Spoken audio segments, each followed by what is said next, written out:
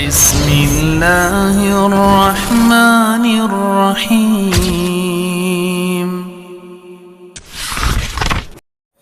بسم الله الرحمن الرحيم. السلام عليكم ورحمة الله وبركاته. الحمد لله رب العالمين، والصلاة والسلام على أشرف الأنبياء والمرسلين wa ala alihi wa sahbihi wa man tabi'ahum bi ihsanin ila yaumiddin. Asyhadu an la ilaha illallah wahdahu la syarika lah wa asyhadu anna Muhammadan abduhu wa rasuluh. Ya ayyuhalladzina amanu taqullaha haqqa tuqatih wa la tamutunna illa wa antum muslimun. يا أيها الذين آمنوا اتقوا الله وقولوا قولا سديدا يصلح لكم أعمالكم ويغفر لكم ذنوبكم ومن يطع الله ورسوله فقد فاز فوزا عظيما. أما بعد فإن أصدق الحديث كتاب الله وخير الهدي هدي محمد صلى الله عليه وسلم wa syarrul umuri muhdatsatuha fa inna kulla muhdatsatin bid'ah wa kulla bid'atin dhalalah wa kulla dhalalatin finnar. Ma'asyiral muslimin rahimani wa rahimakumullah, jamaah yang dimuliakan oleh Allah Subhanahu wa taala. Syukur alhamdulillah kita panjatkan kehadirat Allah Azza wa Jalla. Pada kesempatan malam hari ini kita bisa kembali berjumpa, duduk sejenak di majelis ilmu Raudhatun min Riyadil Jannah. Semoga Allah Subhanahu wa taala mencatat hadirnya kita di majelis ini, dicatat sebagai amal soleh yang diterima oleh Allah Subhanahu wa taala. Amin. Salawat dan salam semoga senantiasa terlimpahkan dan tercurahkan kepada uswah hasanah, suri teladan yang baik, Nabi akhir zaman, Nabi besar Muhammad sallallahu alaihi wasallam, kepada keluarganya, sahabatnya dan seluruh pengikutnya yang setia hingga akhir zaman nanti. Kaum muslimin dan muslimat, bapak dan ibu, saudara dan saudariku yang hadir di Masjid Utsman bin Affan radhiyallahu anhu, Komplek Pasar Segamas Purbalingga, dan juga para pemirsa Utsman TV dan Yuba TV dimanapun Anda berada, rahimani wa rahimakumullah. Judul pembahasan kita pada kesempatan malam hari ini adalah hal-hal yang dibolehkan ketika sholat, ya, hal-hal yang boleh dilakukan ketika sholat. Ya, boleh dilakukan ketika sholat. Maksudnya di sini adalah perbuatan yang boleh dilakukan dan hukumnya tidak makruh atau tidak haram, ya, tidak makruh atau tidak haram. Bahkan sebagiannya lebih dari boleh, yaitu bisa mencapai hukum sunnah atau bahkan wajib, ya, wajib dilakukan kalau memang kondisi menuntut yang demikian. Ya, yang pertama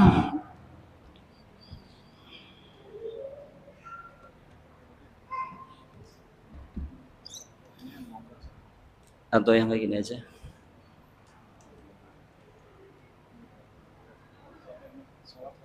Ya.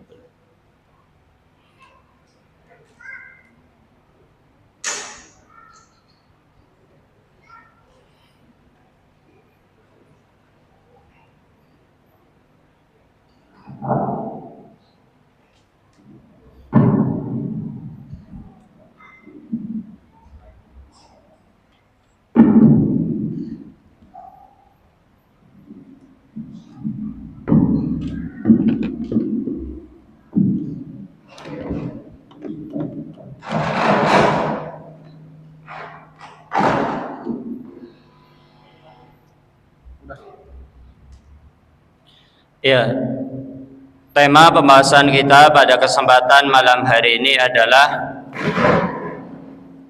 hal-hal yang boleh dilakukan ketika sholat, ya, hal-hal yang boleh dilakukan ketika sholat. Ada beberapa perkara yang boleh kita lakukan ketika kita sedang sholat. Ya, hukumnya tidak makruh dan juga tidak haram, ya, tidak membatalkan sholat dan juga tidak mengurangi pahala kesempurnaan sholat. Ada beberapa poin. Yang pertama, berjalan untuk keperluan, ya, berjalan untuk keperluan. Misalnya mengisi shaf yang kosong, ya, mengisi shaf yang kosong.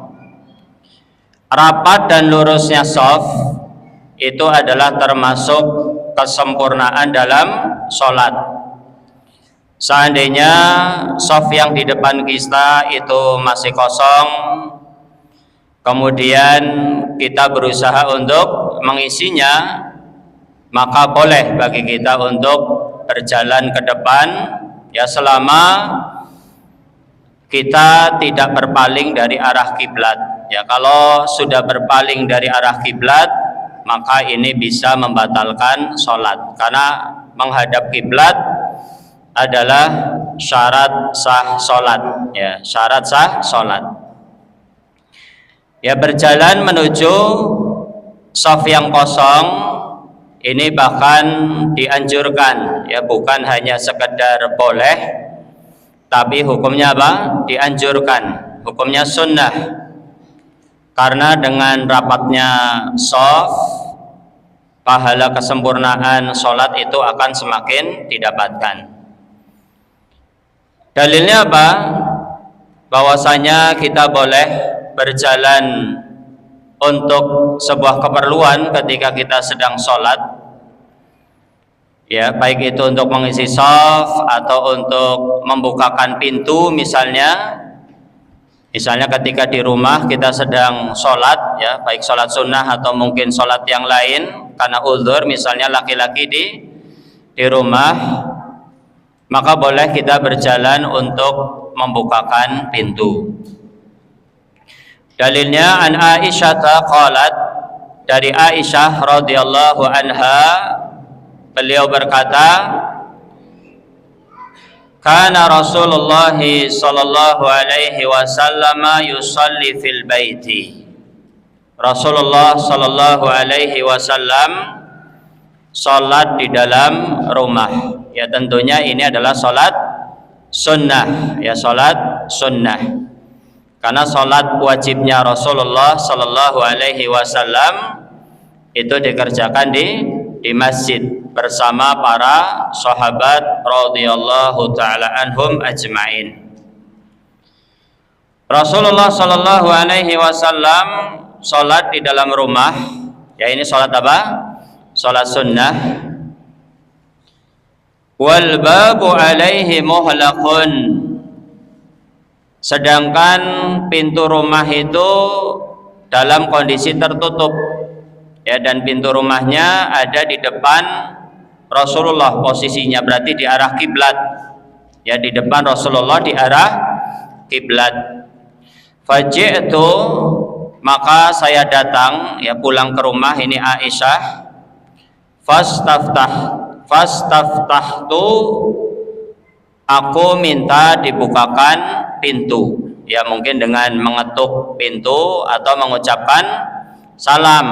Dan Aisyah mungkin tidak tahu bahwasanya Rasulullah itu sedang sholat, ya, jadi Aisyah pulang kemudian minta dibukakan pintu.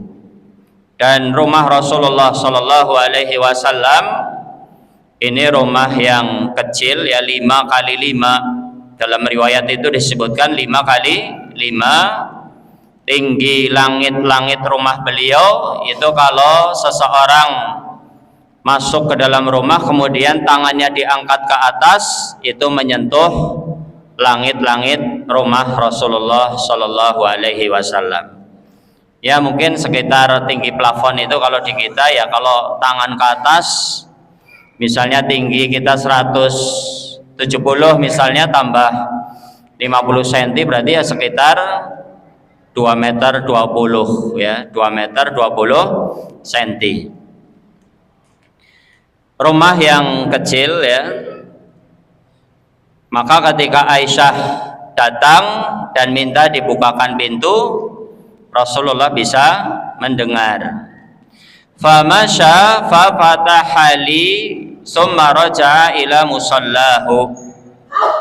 Maka Rasulullah berjalan dan membukakan pintu untukku, kemudian kembali ke tempat sholatnya ya, kembali ke tempat sholatnya.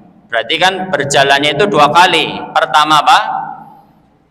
Membuka pintu, dan disebutkan bahwasanya wa wasafat annal baba fil qiblah. Aisyah mengatakan pintu rumah Rasulullah itu berada di arah kiblat. Jadi ketika Rasulullah berjalan itu tidak sampai merubah posisi Rasulullah menghadap kiblat. Kalau sampai berbelok tidak menghadap kiblat, sholatnya batal. Ya, sholatnya batal. Karena menghadap kiblat adalah termasuk syarat sah sholat. Jadi berjalannya 2 kali. Maksudnya gerakannya itu dari pertama tempat beliau sholat ke arah pintu dibukakan, kemudian setelah itu apa? Mundur kembali, ya. Jadi mundur tanpa merubah dari arah kiblat, mundur. Berarti kan gerakannya banyak. Tapi karena dibutuhkan, maka ini hukumnya apa? Boleh. Ya, maka hukumnya apa? Boleh. Ya, hadis riwayat Ahmad, rawahu Ahmadu wa Abu Dawud wa Nasa'i wa Tirmidzi wa hasanahu. Hadis ini diriwayatkan oleh Imam Ahmad, Abu Dawud, An-Nasa'i, At-Tirmidzi, dan statusnya adalah hasan. Ya, jadi yuhtaju wa yu'malu bihi. Hadis ini bisa dijadikan dalil dan juga bisa diamalkan. Ya, tapi ingat catatannya tidak boleh merubah dari arah kiblat, ya. Ini yang pertama, berjalan untuk keperluan. Yang kedua, yang dibolehkan ketika sholat, yang kedua adalah menggendong anak kecil, ya, menggendong anak kecil. Dalilnya apa? Dalilnya an Abi Qatadah radhiyallahu anhu qal, dari seorang sahabat yang mulia yang bernama Abu Qatadah, semoga Allah taala meridhoinya, dia berkata, inna nabiyya sallallahu alaihi wasallam qal, inna nabiyya sallallahu alaihi wasallam wa Umamah bintu Zainab ibnati Nabi sallallahu alaihi wasallam. Sesungguhnya Nabi sallallahu alaihi wasallam sedang sholat, dan Umamah ini cucu perempuan Rasulullah sallallahu alaihi wasallam. Ya, Umamah ini putri dari Zainab. Ya, Zainab putri dari Rasulullah sallallahu alaihi wasallam. Dan biasanya disebutkan Umamah bintu Zainab, ya, tidak dinisbatkan kepada bapaknya. Bapaknya siapa? Abul As ibnu Rabi' bin Abdul Uzza. Tidak dinisbatkan kepada bapaknya karena bapaknya ini kondisinya kafir. Ya, kondisinya apa? Kafir. Sehingga dinisbatkan kepada Zainab, ibunya, yang dia telah masuk Islam. Wahia ibnatu Abil As ibni Rabi' ibni Abdul Uzza ala raqabatihi. Ya, Umamah bintu Zainab ini digendong, ya, berada di pundak Nabi sallallahu alaihi wasallam dalam kondisi Rasulullah sedang sholat. Fa idza raka'a wada'aha, ketika Rasulullah rukuk, Rasulullah meletakkan cucunya. Ya, ini baik digendong atau dipopong, itu sama saja hukumnya, ya. Intinya membawa anak kecil. Ya, bisa digendong berarti ditaruh di punggung, di belakang. Kalau dipopong berarti ditaruh di depan, ya, di depan tubuh kita, dipopong. Fa idza raka'a wadhaha, ketika Rasulullah rukuk maka beliau meletakkan cucunya. Wa idza qama min sujudihi akhadhaha, kemudian ketika Rasulullah bangkit dari sujud, ya berarti ketika berdiri lagi, ya ketika apa? Berdiri lagi. Kalau ketika sujud digendong kan susah juga, kecuali misalnya anaknya dia naik-naik sendiri, ya. Terkadang ada anak kecil ketika kita sujud dia mainan di punggung kita, dia naik-naik sendiri, maka ini hukumnya juga boleh, tidak mengapa. Ya, ketika Rasulullah bangkit dari sujud, maka cucunya tersebut itu kembali digendong. Fa'adaha ala raqabatihi, beliau meletakkan kembali cucunya di pundaknya. Dan ini kalau 4 rakaat berarti kan bolak-balik, ya. Rakaat pertama seperti itu, rakaat kedua, rakaat ketiga, rakaat keempat. Dan walaupun gerakannya itu banyak, tapi karena diperlukan, maka ini tidak membatalkan sholat, ya, tidak membatalkan sholat. Kalau tidak diperlukan, minimal hukumnya adalah makruh. Kalau terlalu banyak, itu bisa membatalkan sholat. Tapi karena ini dibutuhkan, maka hukumnya boleh. Qala al-Fakihani, berkata al-Fakihani, wa kana sirru fi hamlihi sallallahu alaihi wasallam umamata fi shalah, rahasia Rasulullah menggendong cucu beliau ketika sholat, daf'an limakanatil arabu, sebagai bentuk sanggahan kepada bangsa Arab yang biasanya mereka membenci anak perempuan, ya, membenci anak perempuan. Ini karena yang digendong adalah Umamah, anak perempuan, cucu perempuan. Kalau yang digendong laki-laki seperti Hasan atau Husain, itu sebagai bantahan kepada Arab jahiliyah bahwa kalau berlemah lembut kepada anak kecil itu bisa menurunkan kewibawaan. Ini salah, ya. Dan perbuatan Rasulullah itu lebih kuat daripada sekedar ucapan, ya. Jadi Rasulullah langsung praktek. Ini pengaruhnya lebih kuat daripada sekadar ucapan atau sabda Nabi Sallallahu Alaihi Wasallam. Selanjutnya yang ketiga, yang boleh dilakukan ketika sholat adalah membunuh ular, kalajengking, kumbang, dan binatang membahayakan lainnya yang mengganggu sholat. Bahkan dalam kondisi tertentu, kalau misalnya itu bisa mengancam nyawa seperti ular atau kalajengking, ya, berbisa, kalau kita kegigit, ya, tidak segera dibunuh, maka bisa menggigit kita, nanti malah apa? Bisa bermudarat, ya. Maka boleh kita bergerak untuk membunuhnya, baik dengan alat atau mungkin dengan diinjak misalnya, atau ambil sapu atau apa, selama kita tidak berpaling dari arah kiblat, ya. Kalau berpaling dari arah kiblat karena ngambil benda tertentu misalnya, maka ini bisa membatalkan sholat. Nanti sholatnya diulangi kalau batal, ya. Kalau berubah dari arah kiblat maka sholatnya batal dan harus diulangi. Tapi kalau tidak sampai merubah dari arah kiblat, maka sholatnya tetap dilanjutkan. Syekh Sayyid Sabiq, ini penulis kitab, ya, Fiqh Sunnah, mengatakan qatlul hayyati wal aqrabi was zanabir wa nahwi dzalik min kulli ma yadurru wa in adda qatlaha ila amalin katsirin. Membunuh ular, kalajengking, kumbang, dan yang semisalnya yang bisa mengganggu sholat walaupun dengan gerakan yang banyak untuk membunuhnya. Ya, ini beliau mengatakan di dalam kitabnya Fiqh Sunnah.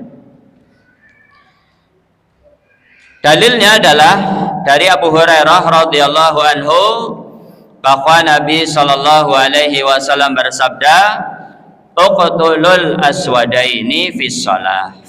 Bunuhlah oleh kalian dua binatang hitam. Ya, dua binatang hitam. Apa dua binatang hitam? Al-hayyata wal aqraba. Ular dan kala jengking.